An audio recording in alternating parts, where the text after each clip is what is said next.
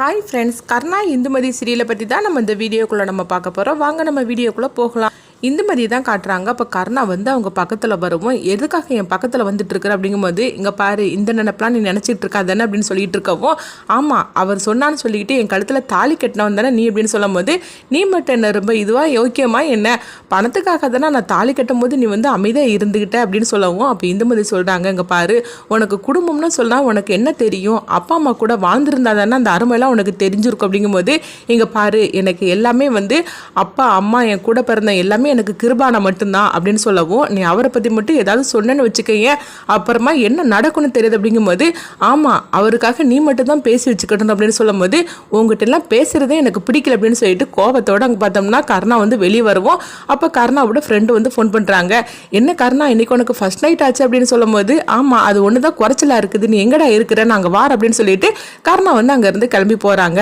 அடுத்ததாக பார்த்தோம்னா இங்கே ஜெயந்தியை தான் காட்டுறாங்க. அந்த பொண்ணு வந்து காப்பி கூட குடிச்சிருக்க மாட்டா, சரி நம்ம காஃபியாவது எடுத்துகிட்டு போகலாம் அப்படின்னு சொல்லிட்டு வரும்போது, அப்போ கரெக்டாக அங்கே சுகுணா வந்துருந்தாங்க. ஐயோ அக்காவா அப்படின்னு சொல்லிக்கிட்டு அவங்க வந்து உடனே காஃபியை மறைச்சு வச்சிருக்கவும், என்ன ஜெயந்தி எங்கே போகிற அப்படிங்கும்போது, அதெல்லாம் ஒன்றும் இல்லைக்கா அப்படிங்கிறாங்க. அடுத்துதான் வந்து காஃபி எடுத்துக்கொண்டு வந்து வரும்போது கரெக்டாக பார்த்தோம்னா சித்ரா வராங்க. என்ன இவ இந்துமதியை பார்க்க போறா போலுக்கு, சரி மொத்தம் இவளுக்கு காஃபி கொடுக்கறது இன்னைக்கு கட்டாயி போச்சு அப்படின்னு சொல்லிட்டு ஜெயந்தி வந்து அந்த காஃபியை கொடுக்காம விட்டுருந்தாங்க. அடுத்து பார்த்தோம்னா சித்ரா வந்து இந்துமதியை வந்து பார்க்கவும், அக்கா என்னால் தானே உங்களுக்கு பிரச்சனை,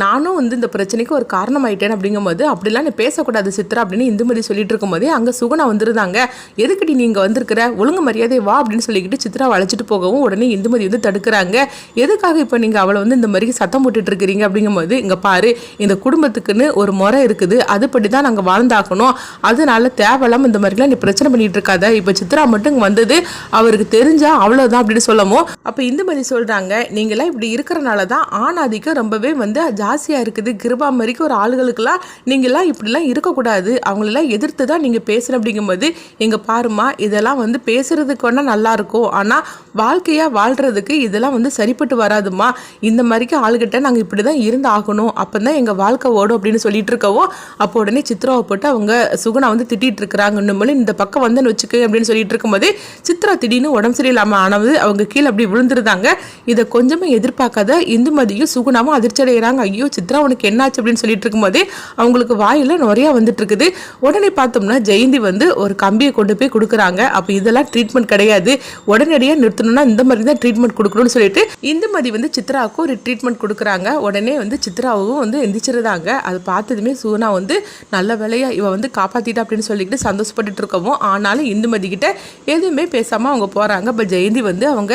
இந்துமதிக்கு ரொம்பவே தேங்க்ஸ்மா அப்படின்னு சொல்லிட்டு போகவும், அடுத்ததாக பார்த்தோம்னா அவங்க ஜெயந்தி வந்து சாப்பாடு எடுத்துகிட்டு வந்து கொடுக்கலாம் அப்படின்னு சொல்லிட்டு அவங்க யாருக்கும் தெரியாமல் இந்துமதிக்கு சாப்பாடு கொண்டுட்டு வராங்க. இங்கே பார்த்தோம்னா தீபாவை தான் காட்டுறாங்க. தீபாவும் உங்கள் அப்பாவும் வந்து அழுதுகிட்டே இருக்கவும், அப்போ வந்து பிரியா வந்து சாப்பாடு எடுத்துகிட்டு வராங்க. ரெண்டு பேரும் எவ்வளோ நேரம் தான் அழுதுகிட்டு இருப்பீங்க, வந்து சாப்பிடுங்க அப்படிங்கும் போது, அக்கா சாப்பிடுங்க அக்கா அப்படின்னு தீபா கிட்ட சொல்லும் போது உடனே தீபா வந்து பயங்கரமாக கத்த ஆரம்பிச்சிருந்தாங்க. என் வாழ்க்கையை கெடுத்தவா அங்கே நல்லா இருக்கிறா வசதியோட, இங்கே என்னன்னா நான் வந்து இந்த மாதிரிக்கு இருந்துட்டு இருக்கிறேன், என் வாழ்க்கையை நாசமாக்கிட்டு போயிட்டால, அவளாம் நல்லா இருப்பாள் அப்படின்னு தீபா வந்து இந்துமதியை திட்டவும், உடனே அவங்க அப்பா வந்து திட்டிட்டு இருக்கிறாங்க. நீ யாரை பற்றி திட்டிட்டு இருக்கிற, இந்துமதியை இந்த குடும்பத்தை நாசம் பண்ணிட்டு போனா பண்ணினது எல்லாமே நீ தான், இந்த வீட்டை யாருக்கும் தெரியாமல் 20 லட்ச ரூபாய்க்கு கொண்டு வச்சிருக்கிற, அதில் 10 லட்ச ரூபா வாங்கியிருக்கிற, அந்த 10 லட்ச ரூபா வாங்காமல் விட்டுருக்கிற, அதுக்காக தானே இன்னைக்கு அந்த குடும்பத்தில் வாழ்றதுக்காக போயிருக்கிறா, இது எல்லாத்துக்கும் காரணம் நீ தானே, இப்போ கூட நீ அமைதியாக தான் இருக்கிற, அதுவே எனக்கு சந்தேகமாக தான் இருக்குது, இதுக்கு பின்னாடி ஏதோ ஒரு பெரிய பிரச்சனையை வந்து நீ ஏற்படுத்த போறேன்னு சொல்லிக்கிட்டு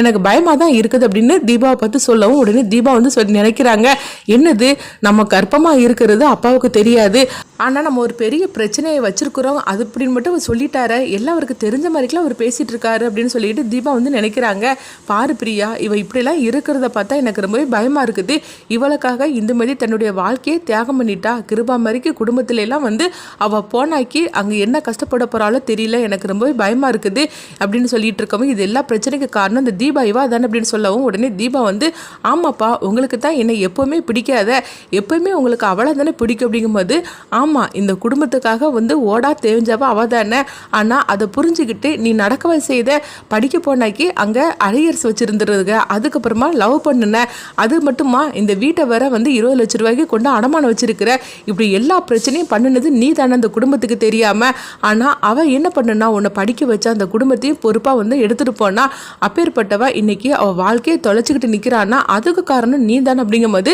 ஆமாம் எல்லாத்துக்கும் காரணம் நான் தான், என்னை பேசாமல் விட்டுருந்தீங்கன்னா நான் அப்போவுமே என் கதையை நான் முடிச்சுக்கிட்டு நான் போய் சேர்ந்துருப்பேன், என்னை காப்பாற்றி என்னை இப்படி போட்டு கஷ்டப்படுத்துறீங்களே அப்படின்னு சொல்லிட்டு இருக்கவும் அப்போ பிரியா வந்து சொல்கிறாங்க, அப்பா அக்கா தான் கோவத்தில் இருக்கிறாங்க, நீங்களாவது கொஞ்சம் அமைதியாக இருங்க அப்படிங்கும்போது என் சின்ன பொண்ணு அங்கே எவ்வளோ தூரம் கஷ்டப்படுறாளோ தெரியல, ஆனால் அது புரிஞ்சிக்க முடியுதா, இப்போ கூட அவள் வாழ்க்கையை பற்றி தானே அவன் நினச்சிட்டு இருக்கிறா, தன்னுடைய தங்கச்சி தனக்காக வந்து இந்த மாதிரிக்கு தியாகம் பண்ணியிருக்கிறாள், அந்த குடும்பத்தில் அவள் என்னெல்லாம் பண்ண கஷ்டப்படுவாளோ அப்படின்னு சொல்லிட்டு கொஞ்சமாவது அவன் நினைக்கிறாள பாரு, இப்போ கூட சுயநலமாக அவளை பற்றி மட்டும் தான் அவன் நினச்சிட்டு இருக்கா அப்படின்னு சொல்லிட்டு இந்துமதியோட அப்பா வந்து இந்த மாதிரிக்கு ரொம்பவே ஃபீல் பண்ணி அவங்க அழுதுட்டு இருக்கவும் அப்போ தீபா வந்து நினைக்கிறாங்க, நீங்கள் என்ன சொன்னாலும் சரிதான், எனக்கு என் வாழ்க்கை தான் முக்கியம், என் வயிற்றுல வர நான் குழந்தைய சுமந்துக்கிட்டு இருக்கிறேன், இவ பணத்தை கொண்டுட்டு வருவாளோ தரமாட்டாலோ தெரியல, இவ பாட்டுக்கு வசதியான குடும்பத்தில் வாக்கப்பட்டுட்டு போயிட்டா, அவள் சொகுசான ஒரு வாழ்க்கையை தேடிட்டு போயிட்டா, ஆனால் இன்னைக்கு நான் தானே நிற்கதியாக நின்றுட்டு இருக்கிறேன் அப்படின்னு சொல்லிட்டு தீபா வந்து மனசுக்குள்ளே இந்துமதியையும் அவங்க அப்பாவையும் நினச்சி அவங்க திட்டிகிட்டு இருக்கிறாங்க.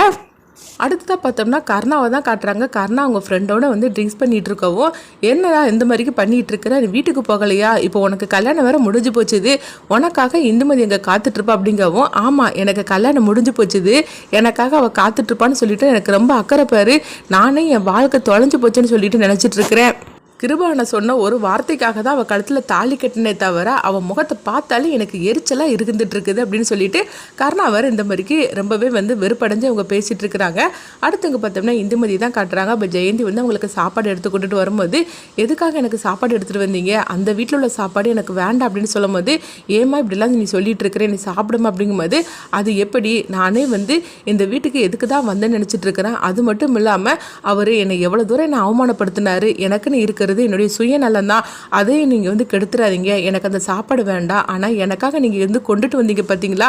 அதுக்காக நான் உங்களுக்கு ரொம்பவே வந்து தேங்க்ஸ் சொல்கிறேன் அப்படிங்கும்போது அப்போ உடனே ஜெயந்தி சொல்கிறாங்க, என் தங்கச்சியோட வாழ்க்கையை இவனுக்கிட்ட இருந்து காப்பாற்றணும்னு சொல்லிக்கிட்டு நான் இந்த மாதிரிக்கு முயற்சி பண்ணேன்னா எனக்கு கடைசியில் நீ வந்து மாட்டிக்கிட்டேம்மா அப்படின்னு சொல்லிட்டு இருக்கவும் உடனே வந்து அவங்க இந்த மாதிரி சொல்கிறாங்க, எனக்கு அவர் பணத்தை கொடுத்துட்டா மட்டும் போகிறோம், எங்கள் அக்கா வாழ்க்கையை நான் சரி பண்ணிக்கிட்டு அதுக்கப்புறமா என் வாழ்க்கை என்ன ஆனாலும் பரவாயில்ல அப்படிங்கவும் உடனே வந்து ஜெயந்தி சொல்கிறாங்க, அங்கே பாரு இந்துமதி, உன்னை நினச்சா எனக்கு உண்மையிலே வந்து ரொம்பவே வந்து கவலையாக தான் இருக்குது, நாங்களே இந்த குடும்பத்தில் வந்து சிக்கி நாங்கள் வந்து தவிச்சிட்டு இருக்கிறோம், நீயும் இந்த குடும்பத்தில் வந்துட்டியம்மா அப்படின்னு சொல்லிட்டு இருக்கவோ, அது மட்டும் இல்லாமல் வந்த அன்னைக்கே உன்னை எந்த அளவுக்கு அவனை போட்டு அவமானப்படுத்தினாங்க அப்படின்னு சொல்லிட்டு கிருபாவை போட்டு அவங்க திட்டிகிட்டு இருக்கவோ உடனே இந்துமதி சொல்கிறாங்க, அக்கா எனக்கு ஒரு உதவி பண்ணுவீங்களான்னு சொல்லும் போது, என்னன்னாலும் சொல்லுமா, என்னால் முடிஞ்சதை கண்டிப்பாக நான் பண்ணுறேன் அப்படிங்கும்போது, இன்னும் இல்லைக்கா என்னுடைய ஃபோன் வந்து சார்ஜ் இல்லாமல் ஆஃப் ஆகி போச்சுது, அப்பா கிட்ட நான் ஃபோன் பண்ணணும், அதனால கொஞ்சம் சார்ஜர் கொண்டு தருவீங்களா அப்படிங்கும்போது, அதுக்கு என்ன கொண்டுட்டு வந்து தார் அப்படின்னு சொல்லிட்டு ஜெயந்தி அங்கேருந்து போகிறாங்க. அடுத்து பார்த்தோம்னா இந்துமதி தான் காட்டுறாங்க. அப்போ இந்துமதி வந்து நினைக்கிறாங்க, அங்கே என்ன மாதிரிக்கு கஷ்டப்படுறாங்களோ தெரியலையா, அக்காவோட வாழ்க்கையை சரி பண்ணணும் அப்படின்னு சொல்லிட்டு